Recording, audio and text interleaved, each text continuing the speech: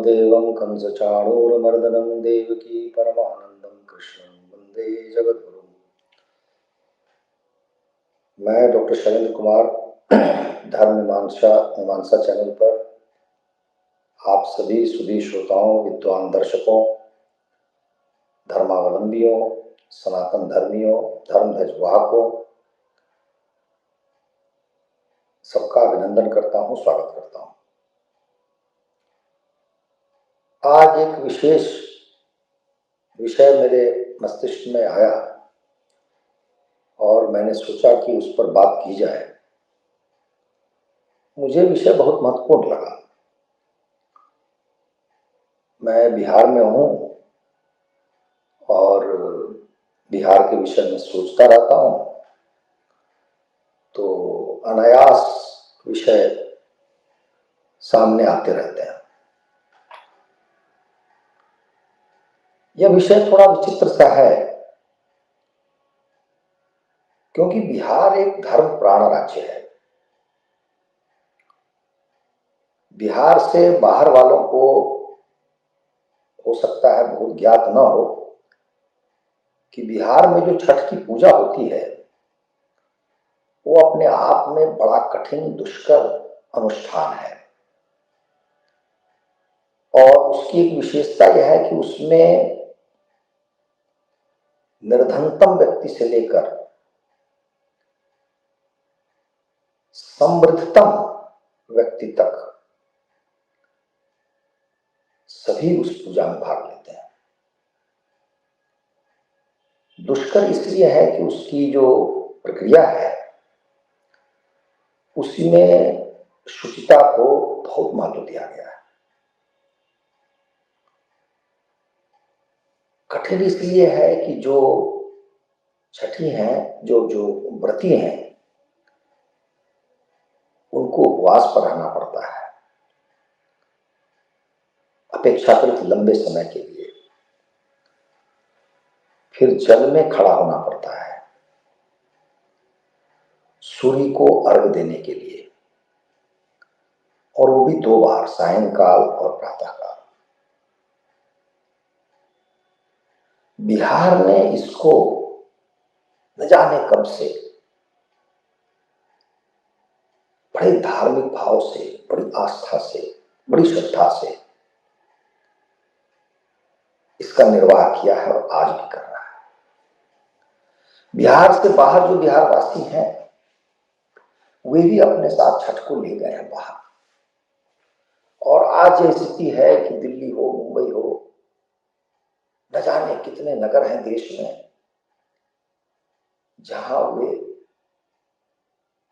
इस पूजा की निरंतरता को, इसके सातत्य को, इसके क्रम को टूटने नहीं देते हैं। यहां तक कि अब जो भारत से बाहर बिहार के लोग गए हैं वहां भी उन्होंने इसको बनाए रखा है। बिहार से जितनी दूरी होगी उतना ही कठिन कार्य हो जाएगा ये, लेकिन फिर भी करते हैं। दूसरी एक विशेषता है बिहार की, क्योंकि वो पूजा बंगाल में भी होती है दुर्गा जी की, तो बंगाल का ही नाम होता है। लेकिन आपको मैं बताऊं कि बिहार में दुर्गा पूजा कम श्रद्धा या कम उत्साह के साथ नहीं मनाई जाती। यहां भी दुर्गा पूजा व्यापक पैमाने पर, व्यापक स्तर पर पूजा होती है। मुझे याद है कि बाल्यावस्था में भी जब छोटे थे, बहुत छोटे थे, तो किसी न किसी के कंधे पर बैठकर और जो दशहरा महोत्सव होता था उसको देखने जाते थे, कभी गांव से थोड़ी दूर, कभी गांव के पास। तो चूंकि बंगाल के साथ दुर्गा पूजा जुड़ गई है इसलिए बिहार का नाम नहीं होता, लेकिन बिहार में दुर्गा पूजा का महात्म्य या महत्व या प्रचलन कहीं से कम नहीं है। तीसरी जो विशेषता है वह है सरस्वती पूजा, जो बिहार में जिनका जन्म हुआ है, जो पले बढ़े हैं, उन्हें ज्ञात होगा कि अतीव उत्साह के साथ यहाँ के छात्र सरस्वती पूजा से जुड़ते हैं। हमारा तो सारा सारा बचपन और यहाँ तक कि जब मैं 10वीं कक्षा तक पढ़ रहा था तो इस पूजा में आकंठ डूबा हुआ था। कई महीनों पूर्व से तैयारी चलती थी, पूजा संपन्न होती थी, मूर्ति विसर्जन के लिए हम दूर दूर जाते थे नदी में।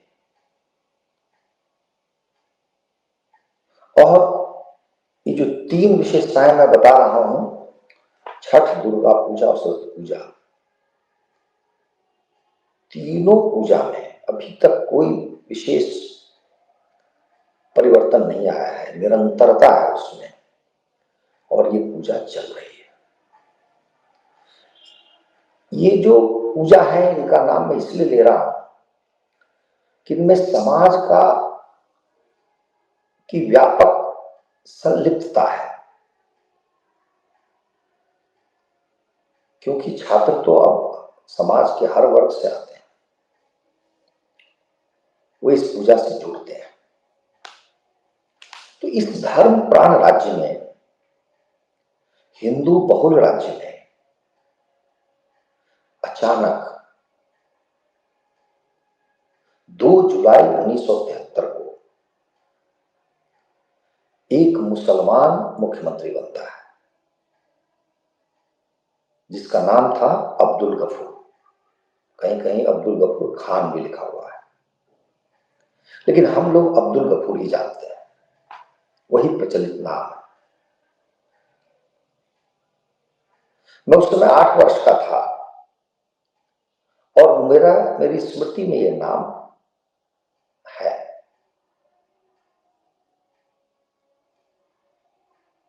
अब प्रश्न उठता है कि एक हिंदू बहुल राज्य में एक मुसलमान को मुख्यमंत्री क्यों बनाया गया? लोकतंत्र में कोई व्यक्ति मुख्यमंत्री बन सकता है, कोई व्यक्ति प्रधानमंत्री बन सकता है। उसके बनने की जो अर्हता है उसमें यह नहीं है कि व्यक्ति हिंदू होगा या मुसलमान होगा या कोई और मजहब या पंथ संप्रदाय का होगा, यह तो ठीक है। तो यह स्थिति तो तब होती जब गुण दोष के आधार पर, अर्थात योग्यता के आधार पर मुख्यमंत्री बनता। अभी तो हमारे पास एक ही आधार है, और वह आधार है बहुलता, बहुमत। जिस समुदाय का बहुमत होता है, मुख्यमंत्री उसी का बनता है। तो 1973 में क्यों बनाया? उस समय कांग्रेस पार्टी की सरकार थी केंद्र में और राज्यों में। भारत में जम्मू कश्मीर एक राज्य रहा है जो आरंभ से ही मुस्लिम बहुल राज्य था, लेकिन हमने बहुत ध्यान नहीं दिया कि वहां हिंदू बहुत कम भी नहीं है। जो जम्मू संभाग है वह हिंदू बहुल है।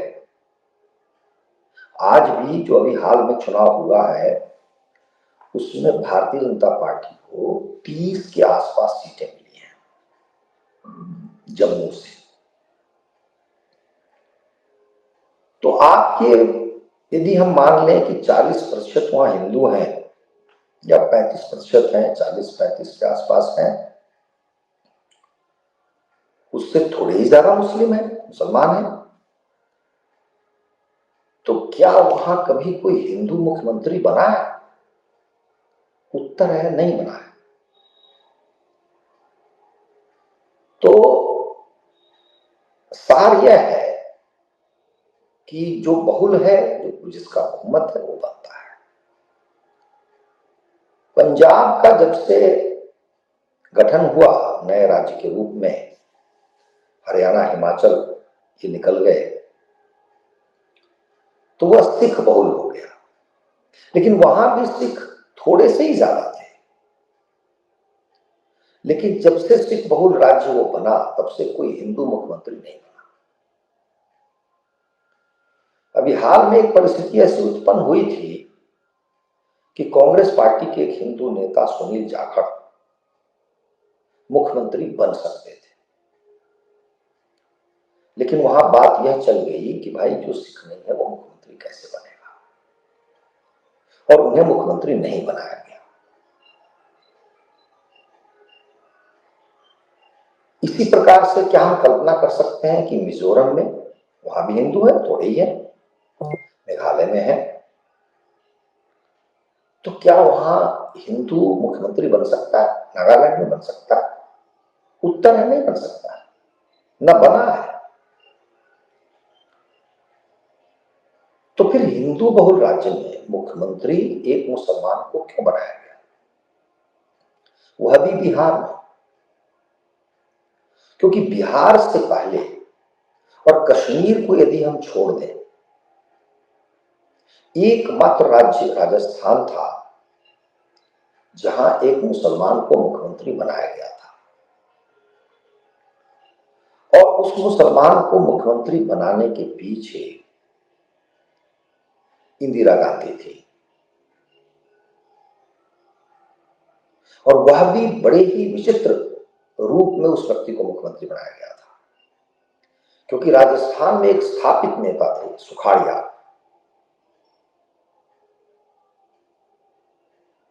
लेकिन सुखाड़िया को हटाकर बरकतुल्ला खान को मुख्यमंत्री बनाया गया। बरकतुल्ला खान उस समय लंदन में थे, इंग्लैंड गए हुए थे। उनको इंदिरा गांधी ने फोन किया कि आप कहां हैं, जल्दी आइए, आपको मुख्यमंत्री बनाना है। क्या पार्टी में विचार हुआ, क्या आंतरिक लोकतंत्र था, इन चीजों से कांग्रेस का कोई लेना देना था ही नहीं। सुखाड़िया को हटाकर बरकतुल्ला को मुख्यमंत्री बनाया गया। अब जानिए कि बरकतुल्ला कौन थे। बरकतुल्ला वह व्यक्ति थे जिनका जन्म राजस्थान में हुआ, उच्च शिक्षा के लिए लखनऊ चले गए, लॉ पढ़ने गए। लखनऊ में उनका प्रेम हो गया उषा नाम की एक लड़की से जो हिंदू थी। कालांतर में उषा से उनका विवाह भी हुआ।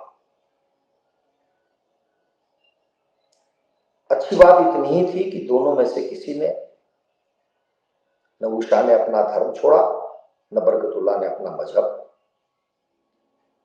और ये जो स्पेशल मैरिज एक्ट होता है उसके तहत इनका मैरिज हुआ।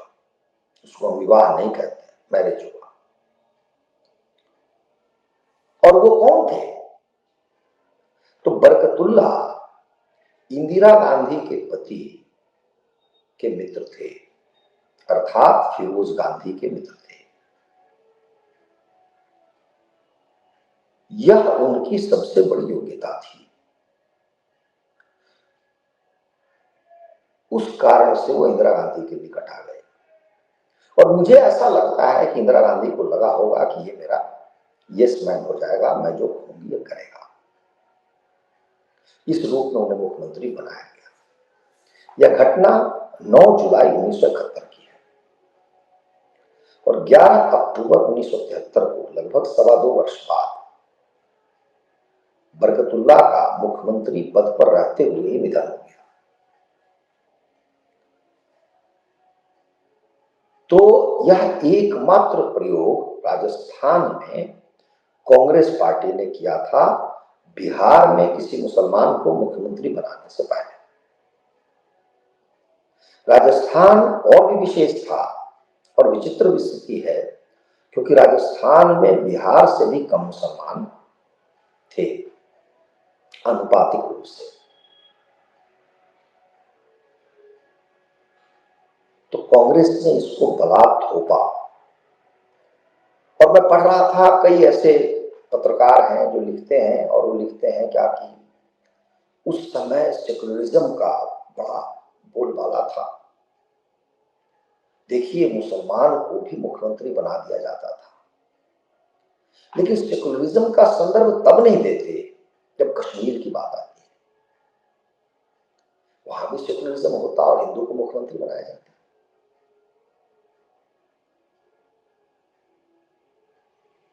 तो एक मिनट के लिए और भी जान ले कि कहां कहां मुख्यमंत्री बनाया गया।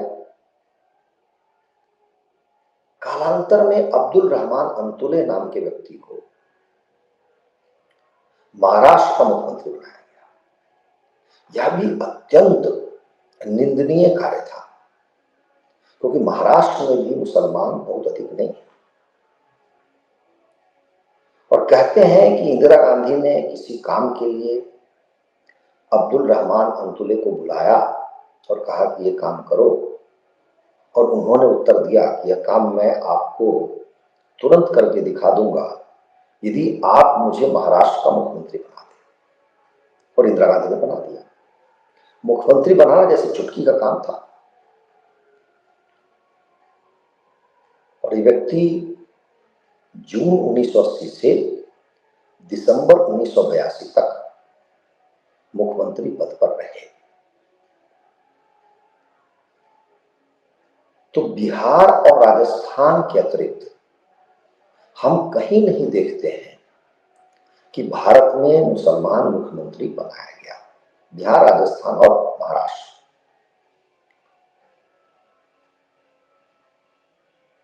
बरकतुल्ला खान मुख्यमंत्री पद पर ही रह के गुजर गए, लेकिन बिहार में जो अब्दुल गफूर है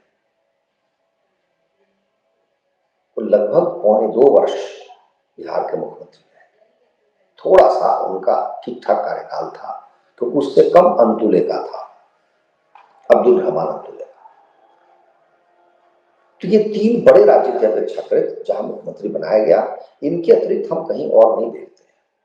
हमने मध्य प्रदेश में नहीं देखा, हमने गुजरात में नहीं देखा, उड़ीसा में नहीं देखा, आंध्र प्रदेश में नहीं देखा, और राज्यों में नहीं देखा। हाँ, मुसलमान मुख्यमंत्री बनाए गए मणिपुर जैसे छोटे राज्य में, वो भी बड़े थोड़े समय के लिए, अलीमुद्दीन नाम के व्यक्ति को। उसी तरह पुडुचेरी में एक व्यक्ति को बनाया गया। और असम में एक महिला मुसलमान को मुख्यमंत्री बनाया गया बड़े थोड़े समय के लिए, लगभग 6 महीने के लिए। उस महिला का नाम था अनवरा तैमूर। यह भी विडंबना देखिए कि कांग्रेस पार्टी ने जिस व्यक्ति को मुख्यमंत्री बनाया उसका नाम तैमूर था। तैमूर से हमारा क्या संबंध है, तैमूर ने हमारे साथ क्या किया है, इस देश का बच्चा बच्चा जानता है। हजारों लाखों हिंदुओं का संहार किया उस व्यक्ति ने। यह जानते हुए, यह मानते हुए, समझते हुए भी तैमूर नामक एक महिला को असम का मुख्यमंत्री बनाया। आज मेरा विषय बिहार है। जैसे मैंने आरंभ में कहा कि एक धर्मपरायण राज्य, कैसे कांग्रेस पार्टी ने दुस्साहस किया एक मुसलमान को मुख्यमंत्री बनाने का। क्या वह व्यक्ति उस समय जितने नेता थे कांग्रेस में, उनमें सर्वाधिक योग्य थे? ऐसा कोई प्रमाण मेरे पास नहीं है उनकी ऐसी योग्यता का। जैसे आमतौर पर मुसलमानों के साथ होता है, वैसे ही मुसलमान अब्दुल गफूर भी थे। बिहार में जन्म हुआ गोपालगंज में, और उच्च शिक्षा के लिए कहां गए? तो अलीगढ़ मुस्लिम यूनिवर्सिटी गए। और वह क्या अड्डा है हम सबको पता है, देशद्रोह का अड्डा है, पाकिस्तान के निर्माण का अड्डा है। वहां से तो ऐसी हालत हो गई थी कि कुछ जो मुसलमान ठीक ठाक थे, उन्होंने अलीगढ़ मुस्लिम यूनिवर्सिटी को छोड़ दिया, त्याग दिया, और वो दिल्ली चले आए, जामिया चले आए। इतना विषाक्त वातावरण। वहां शिक्षा ली अब्दुल गफूर ने। अब्दुल गफूर को मुख्यमंत्री बनाया गया संयोग से उसी समय जयप्रकाश नारायण का आंदोलन आरंभ हो गया, क्योंकि छात्र आंदोलन हुआ था। उस पर अब्दुल गफूर ने लाठीचार्ज करवा दी, बहुत हंगामा हो गया। जयप्रकाश नारायण को नेतृत्व दिया गया और नेतृत्व लेकर आ गए। दूसरी बड़ी घटना घटी अब्दुल गफूर के कार्यकाल में, जब बिहार के एक बड़े नेता ललित नारायण मिश्र की हत्या हो गई। 11 अप्रैल 1975 को अब्दुल गफूर को हटाया गया और उसके तुरंत बाद इमरजेंसी लगा दी गई। इनको हटाकर जगन्नाथ मिश्र को मुख्यमंत्री बनाया गया।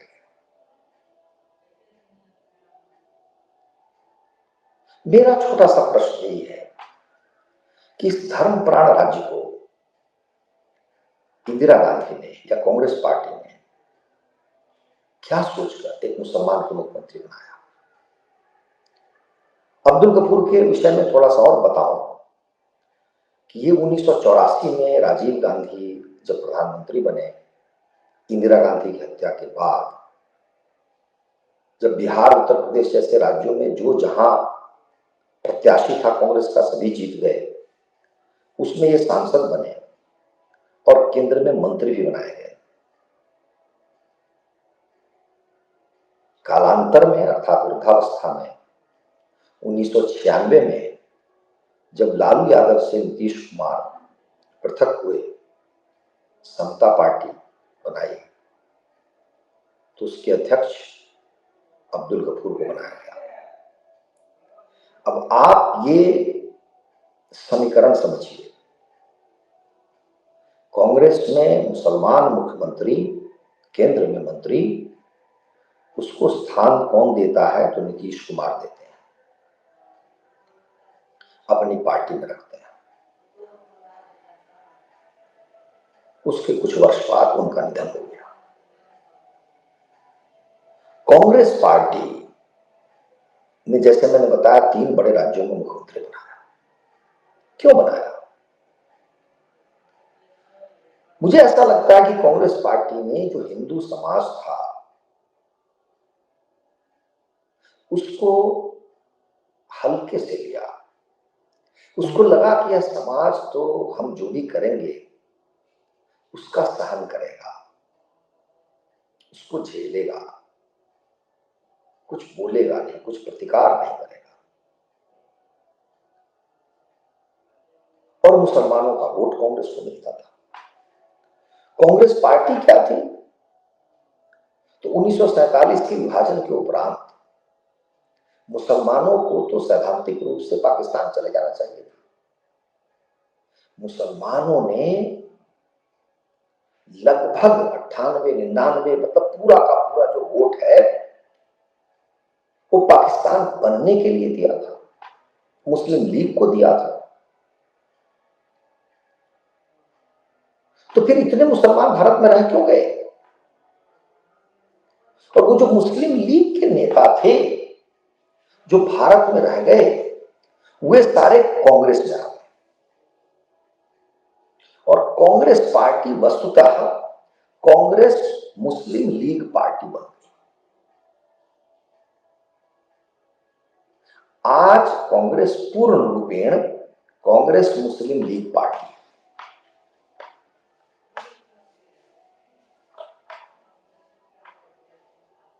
तो अब्दुल गफूर को बनाया गया तो और तो छोड़िए, कांग्रेस पार्टी में भी कोई बोलने वाला नहीं था, क्योंकि ये सारे लोग तो बस मुहर थे। जो इंदिरा गांधी ने कहा वो किया। और ध्यान देने की बात है कि ये सारे मुख्यमंत्री केवल और केवल इंदिरा गांधी के ही कार्यकाल में बनाए गए। उसके बाद कोई नहीं बना और न इंदिरा गांधी के पहले कोई बना। यह विचार करने योग्य प्रश्न है कि इंदिरा गांधी क्यों इतना झुकी मुसलमानों की ओर। क्या मजबूरी थी, क्या व्यवस्था थी? तो बिहार में कांग्रेस ने दुस्साहस किया। बाद में देखिए कि लालू यादव और मुलायम सिंह यादव जैसे नेता भी हमारे देश में हुए, जिनकी राजनीति की धुरी मुसलमान थे, लेकिन उन्होंने कभी मुसलमान को मुख्यमंत्री नहीं बनाया, न उसकी चर्चा की, मुख्यमंत्री के प्रत्याशी के रूप में भी उल्लेख नहीं किया। तो इस अर्थ में जो क्षेत्रीय पार्टियां हैं वो कहीं अधिक कह सकते हैं कि चतुर हैं। वोट तो लेती हैं पार्टियां, लेकिन जो मुख्यमंत्री का पद है वो नहीं देती, मंत्री बना देंगे। तो इसका एक कारण तो यह है कि इंदिरा गांधी प्रधानमंत्री थी, प्रधानमंत्री का पद सुरक्षित रहना चाहिए, शेष पदों से कोई लेना देना नहीं इंदिरा गांधी का। लेकिन जो क्षेत्रीय पार्टियां हैं उनके लिए तो वही एकमात्र पद है मुख्यमंत्री का। जो वो भी पद यदि किसी को दे दे वो पार्टी, तो उसके पास बचेगा क्या? इसलिए व्यावहारिकता यह है कि वो इसको नहीं छोड़ते, और इसलिए कालांतर में जैसे जैसे कांग्रेस पार्टी दुर्बल होती गई उसका पतन हुआ, और अब तो वो किसी शव के समान है, मरणासन्न। तो शेष पार्टियों ने एक क्रम ही तोड़ दिया, अब वो नहीं बनते। क्या हम यह नहीं मान सकते कि संग संग साथ साथ हिंदू जागरण भी हो? अभी जो वर्तमान लोकसभा है उसमें सबसे कम मुस्लिम प्रत्याशी का सांसद है। बिहार में अभी जो विधानसभा है उसमें भी जो मेरा ध्यान जाता है, कई विधानसभा की तुलना में कम मुस्लिम विधायक है। लेकिन बिहार की राजनीति को समझने का प्रयत्न कीजिए। बिहार में मुसलमान मुख्यमंत्री बना और मुसलमानों को केंद्र में रखा गया, राजनीति के उनको वरीयता दी गई। लेकिन बिहार के पड़ोस में उत्तर प्रदेश में मुसलमानों का अनुपात और अधिक है। वहां की जनसंख्या, उत्तर प्रदेश में कभी कोई मुख्यमंत्री मुसलमान नहीं बना, कांग्रेस ने नहीं बनाया, बिहार में बनाया। बिहार की राजनीति में ऐसा क्या है? दुर्भाग्य यह है कि मैं अभी देख रहा था प्रशांत किशोर के विषय में, तो प्रशांत किशोर ने जोर शोर से काफी ये उल्लेख किया है कि हमारी पार्टी मुसलमानों को उनकी जो आबादी है या उस आबादी में जो अनुपात है उसी अनुपात में टिकट देगी। यह बहुत ही खतरनाक तर्क है या बात है। क्यों? क्योंकि औसत जो अनुपात बिहार मुसलमानों का है वो 17% है। तो किसी एक क्षेत्र में औसत का मतलब होता है औसत, तो राज्य की बात कर रहा हूं। किसी सीट पर 17 से अधिक भी हो सकता है, किसी सीट पर 17 से कम भी हो सकता है। तो वो जहां जीतने लायक हो, योग्य हो, तभी तो जीतेंगे कि आप टिकट दे देंगे उनको। और ये अनुपात होता क्या है, इसका क्या अर्थ है? क्या सब कुछ अनुपात से चलता है हमारे देश में? और मुसलमानों के लिए तो हमें दो बातें अवश्य सोचनी चाहिए कि पाकिस्तान क्यों बना था। पहली बात, मुसलमानों ने अपना देश बनाया, तो आप वहां गए क्यों नहीं? दूसरा, जिन्ना ने बार बार कहा था कि हम वहां उर्दू लगाएंगे क्योंकि यहां तो उर्दू होगी नहीं, गौ मांस का भक्षण करेंगे क्योंकि यहां तो रोक होगी, और तीसरा, मैं किसी मुसलमान किसी काफिर के अधीन नहीं रह सकता, वो शासक रह सकता है, शासित नहीं। तो अब आप यहां क्यों शासन करना चाह रहे हैं? आपको तो जगह मिल गई। दूसरा, सामान्य मुसलमान जो है हमारे देश में भारत माता की जय तो नहीं कहता, भारत माता से उसका कोई लेना देना नहीं। अभी मध्य प्रदेश के मऊ में एक जो घटना घटी है, क्या कोई भूल सकता है उसको? भारत की जीत क्रिकेट में हो रही है, लोग जुलूस निकाल रहे हैं, उस पर पत्थर बरसाए गए और कहा यह गया कि हम तो मस्जिद के बगल से गुजर रहे थे। तो मुसलमानों पर तो भरोसा किया ही नहीं जा सकता और इनमें कोई परिवर्तन हो नहीं सकता। शताब्दियों हमने देखा है, इनसे मेल जोल संभव ही नहीं है। पानी और तेल जैसे नहीं मिल सकते, वैसे मुसलमान किसी भी समाज के साथ नहीं मिल सकते। भारत उसका अपवाद कैसे हो जाएगा? तो यदि इस निकष पर हम अपनी बात को कहें, रखें, तो हमें क्या लगता है कि क्यों बिहार को इस प्रकार का प्रयोग का स्थल बनाया गया और वह परंपरा अभी भी चल रही है प्रशांत किशोर के रूप में। अभी तक तो लालू यादव थे, अब प्रशांत किशोर भी आ गए और नीतीश कुमार अपने आप को घोर सेकुलर मानते हैं। सर पर वही टोपी लगाते हैं जो मुसलमान लगाते हैं, इफ्तार आदि करते हैं,